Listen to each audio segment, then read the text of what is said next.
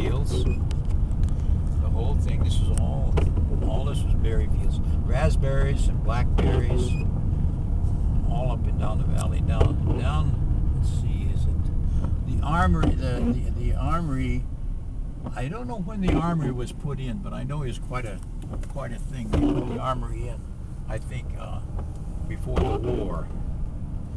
But this was all housing along in here and berries. Mm-hmm.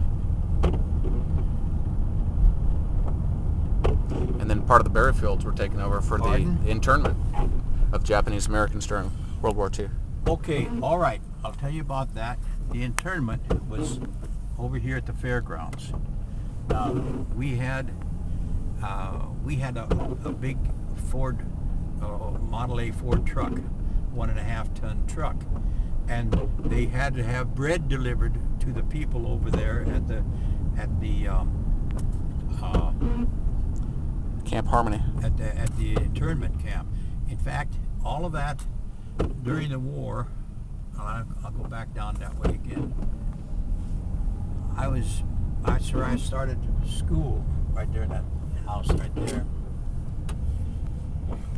And I got a spanking in the woodshed in behind because I played hooky that one day, and that's because the circus had come to town, and I was over watching the circus getting all set up, and then I ran down to Meeker, and I was in the first grade, and I ran down to Meeker, and the bell rang, and I didn't want to be late.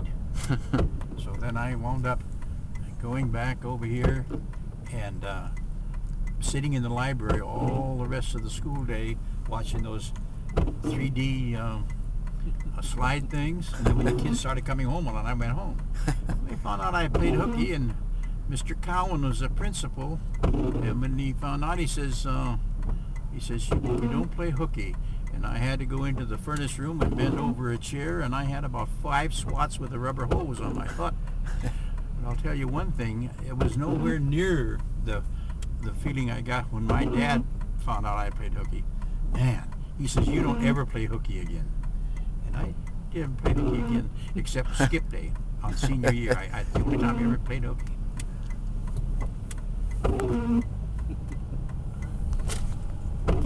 Well, you said that was a school back there in the corner, though? You said where you got your spanking? Oh, Meeker. I got this when I was at Meeker. I got my spanking. Oh, yeah. Yeah.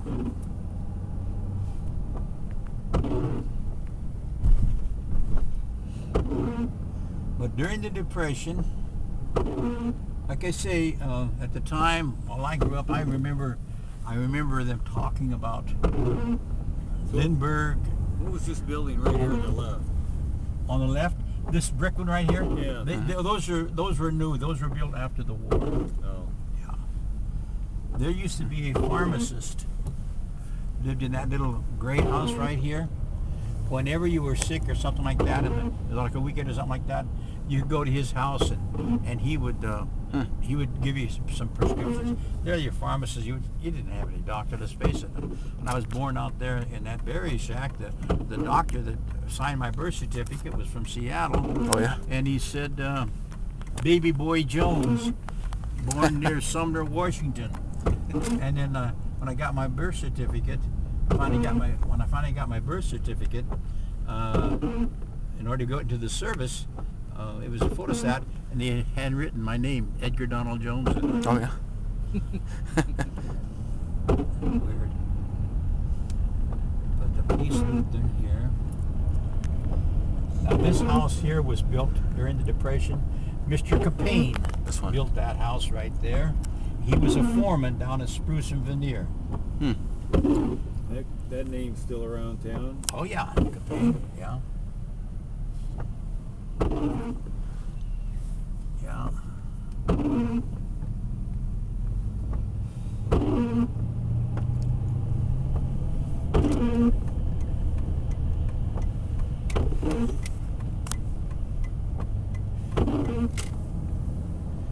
This used to be the Pierce County Medical Bureau there. It's a church. That was a Baptist That big church. building was a church. These were just houses in here. This, Mr. Ginn used to have a big home right in here. He had a little restaurant, or I mean a little grocery store downtown. And this apartment house has always been here. These houses are all here. This was the wrecking yard here, along here, and then about where those cars are parked there, that's where Mr. Brock had his first gas station. Wayne Brock's dad had his gas station, B&K. Now over there where the Gerards is, they used to be R.D. Bodle cannery, berry cannery. We had 4 canneries in Puyallup at the time. And then this, okay, now, okay,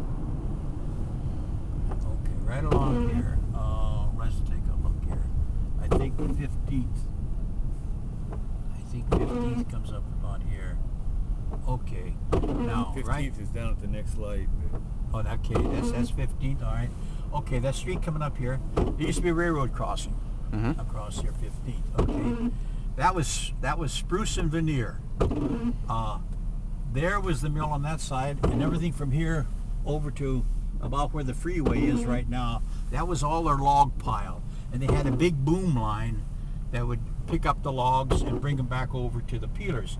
Then they had huge vats, instead they would set them in hot, there was hot water, steam hot water all the time, hot water, pits right in there, and there they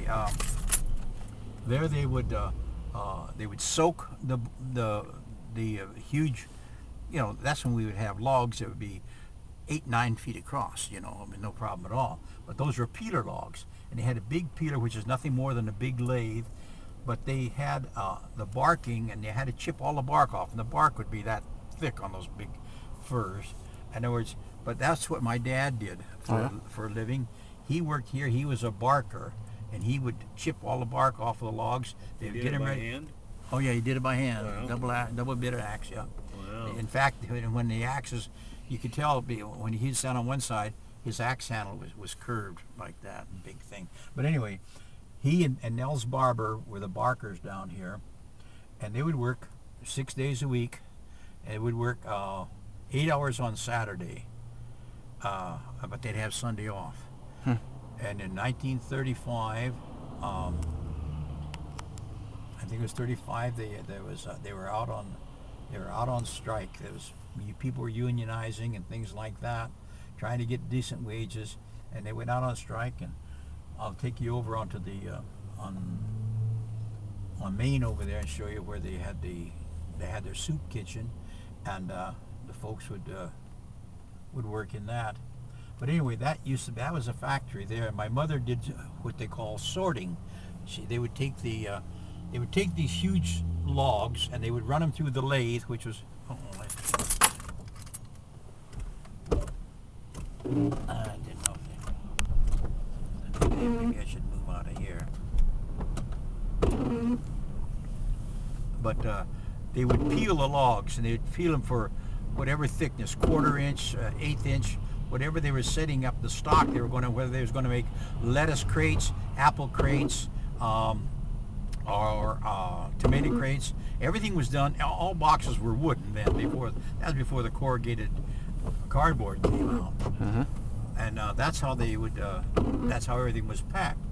Well, my mother would sort them after they'd go down through. They'd peel them, then they go through what they call down the conveyor belt. Then they would go through what they call the blanker. And that was nothing more than just a large knife about 6 feet long, and the slats would come through, and it would sit there, and it would chop it up. Then they would take all of those slats and mount them on roller carts, and run them aside and set them aside, and then they would take them later on, and the women would sort. They had 2 shifts. They would sort all the logs out. Now down here, this was all part of their factory, clear down into here. It was a box and shook, is what it was. This is spinning school right down here. This yellow place used to be a restaurant. Used to be a big grocery store right here.